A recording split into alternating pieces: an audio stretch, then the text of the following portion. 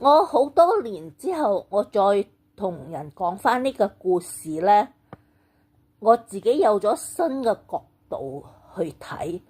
而當年呢，我認為淨係自己嘅慾望輸咗俾理智，想出街，所以出咗街。但係我而家睇翻轉頭，我就知道有另外一個角度，可能有另外一個可能性，就係我俾鬼整啊！即係我當其時，我從來因為嗰時我都驚鬼，但我唔係話真係好信得好交關嗰隻嘅，我仲係以為係自己無情情有呢個好強烈嘅慾望去出街啫。我一直都冇深思熟慮，即係冇去諗深一層，或者去另一個角度去思考呢件事嘅。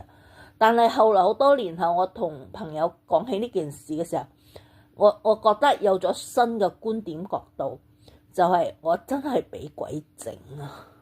我諗係，因為按照我個人嘅性格咧，一向處理事情嘅態度咧，我係好冷靜嘅。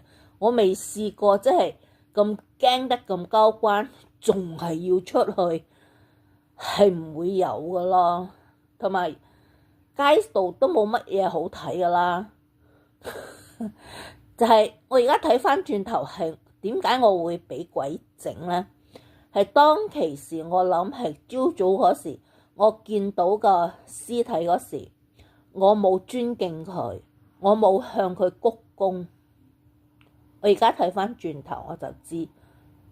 即係當其時，我應該係對住個屍體鞠躬，即係敬重佢，尊重翻佢，對個屍體應該鞠躬。但我嗰時先至得25歲，又乜嘢都唔識咁多，個人都仲係幾驕傲下噶。OK， 25歲女咧，就算無論你幾謙虛都好啦，好似我咁。已經好謙虛噶啦，但係都有些少驕傲喺度嘅。嗰個驕傲令我仲有好多嘢唔識而造成嘅驕傲。就係冇對個屍體進行呢個尊敬嘅儀式，就係應該向佢鞠躬嘅。